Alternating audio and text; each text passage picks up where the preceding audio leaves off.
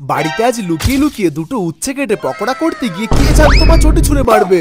আগের ভ্লগে তোমরা দেখেছিলে বইতে করে চালের উপরে উঠে এই দুটো বিউটিফুল উচ্ছে পেড়েছিল আর সঙ্গে দুপুরে পকোড়া করার জন্য এইখান থেকে অনেকগুলো উচ্ছের পাতাও তুলেছিল। এদিকে সেটাকে আমি সরকারের দেওয়া কলে ধুতে নিয়ে আসলাম, জলটাই পড়া বন্ধ হয়ে গেল। ও সরি আমি কলটাই তো উল্টো ঘুরিয়েছি।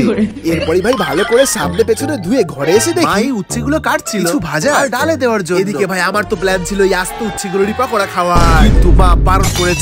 তাই ভাবলাম কেন না মায়ের এই উচ্ছে পাতার পকোড়ার জন্য তৈরি করে রেশনটাকে টেস্ট করে দেখা যাক।